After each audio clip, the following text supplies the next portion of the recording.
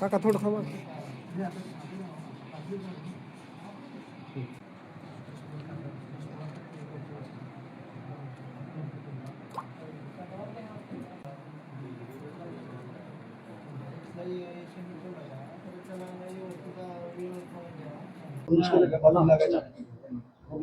मला सांगा नेमकं काय प्रकरण आहे, काय तुमची भूमिका आहे? तुम्ही आता सगळे मातंग समाजाचे लोक एवढे एकत्र आले.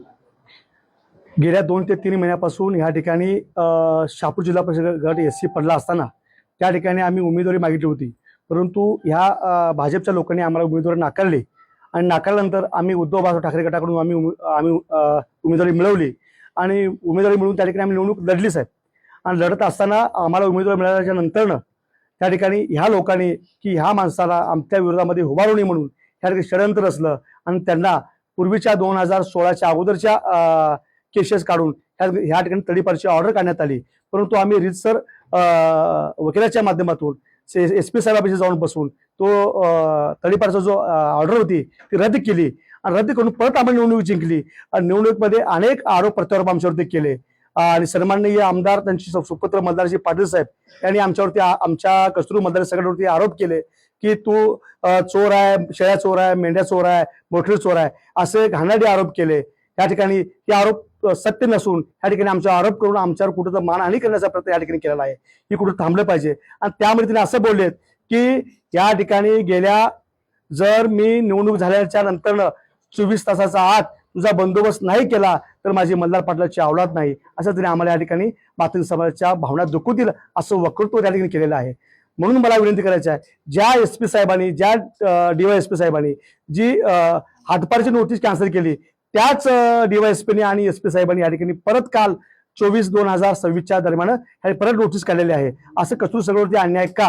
हे अन्याय करूनही ही जर अन्याय जर थांबला नाही तर येणाऱ्या काळामध्ये मातंग समाजाच्या वतीनं नुसतं धाराशिव जिल्ह्यामध्ये नाही तर अख्खा राज्यामध्ये मातंग समाजाच्या स्टाईलनं उग्र असं आंदोलन आम्ही या ठिकाणी करणार आहोत. असं मला पोलीस प्रशासनाला विनंती करायची आहे की तुम्ही ह्या धाराशिव जिल्ह्यामध्ये 52 लोकांची यादी असताना त्यामध्ये 12 लोकांची तडीपार ऑर्डर झाली, परंतु 12 लोकांचे तडीपार ऑर्डर असताना तुम्ही त्यातली फक्त एकच कचरू मतदारी सगट या व्यक्तीला तडीपारची ऑर्डर काढलेली आहे. माझं मत तुम्हाला विनंती करायची आहे की कचरू मतदारी सगटची गुन्हे तुळजापूर तालुक्यामध्ये असताना तुम्ही 3 जिल्ह्यामधून या ठिकाणी तडीपारची ऑर्डर काढलेली आहे. जर 3 जिल्ह्याच्या बाहेर जर कचरू सगट राहत असेल आणि जर त्या ठिकाणी जर त्यांच्या जीवाला जर बरे वाईट होत असेल तर त्या गोष्टीला जबाबदार कोण असं मला तुम्हाला विनंती करायचं आहे.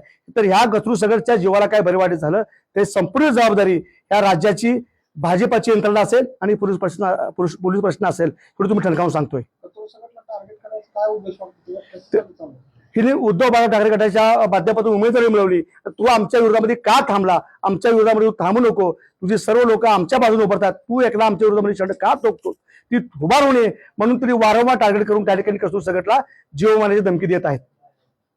आणि जीव मारण्याची धमकी आलेल्या लोकांची नावं आम्ही रीतसर DYSP SP साहेब आणि कलेक्टर साहेब यांच्याकडे आम्ही या ठिकाणी आमच्या निवेदनाद्वारे त्यांचे आम्ही दिलेले आहे.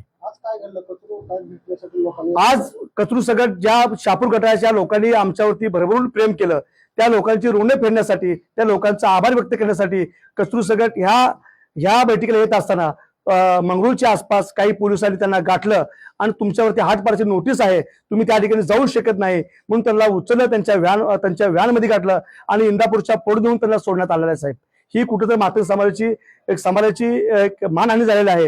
ही घटना कुठे थांबावी आणि मातंग समाजाला योग्य ती न्याय देण्याचं काम तुम्ही या ठिकाणी करावं असं विनंती करतोय.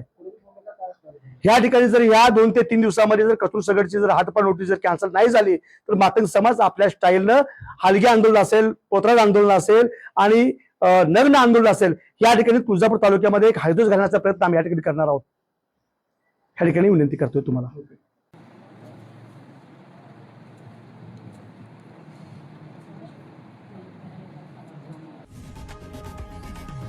लोकशाही मराठी ऐका, पहा, जागरूक रहा.